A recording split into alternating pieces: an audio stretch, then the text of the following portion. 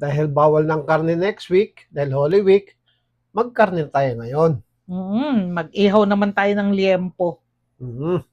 So ilaga natin, malagay tayo isang buong bawang, 6 na cup na tubig, kalahating teaspoon na pamintang buo,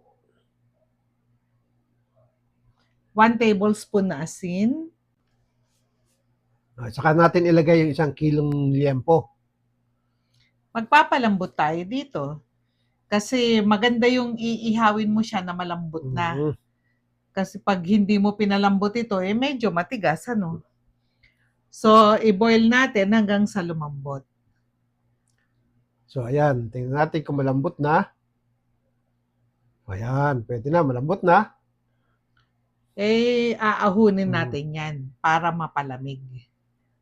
Pero pag papalamigin natin to, dapat nakayangyang siya para yung bang ilagay natin siya sa strainer. Para matiktik.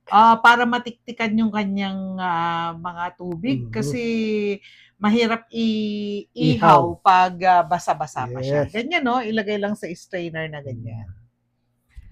So, pwede na tayo mag-ihaw after. Yan. Uling ang gamit natin, pero pwede naman dun sa mga pan na non-stick pan kung wala kayong ihawan. Pero para sa akin, the best pa rin talaga yung inihaw sa uling. Yes. Wag lang susunugin, ganyan lang dapat yung nag-brown-brown. So, slicein na lang sa gusto nyong laki. Yes, ayan. Maglagay tayo ng pipino.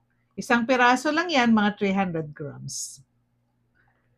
2 medium na sibuyas. Yung pula yan. Masarap dito, masibuyas. 1 teaspoon na asin. Lalagay din tayo dito ng sili. Ayan. 1 piraso lang, pero kung gusto nyong pahirapan yung sarili nyo, dinagdagan nyo. Yung pamintang durog. Ayan. 1/2 teaspoon. Saka tayo maglalagay ng 2 to 3 tablespoon na vinegar. Depende kung gaano kaasim ang gusto ninyo. Yes. Ayan. Yan, ihalo na natin mabuti. Alam nyo, sa Kailokanuhan, usong-uso yung ganitong klase ng luto, ng inihaw. Yung bang simple lang siya, suka lang sa kaasin ang ilalagay, hindi na lalagyan ng mga mayo-mayonnaise, ganyan, di ba? Ganun yung inihaw natin dyan eh. At sa mga karinderya, madalas makita yung mga ganitong klaseng luto. Kaya minsan namimiss ko rin nung nasa parting Isabela kasi madalas kami makapag-ulam ng ganito. Ayan, tapos na. Tikman natin.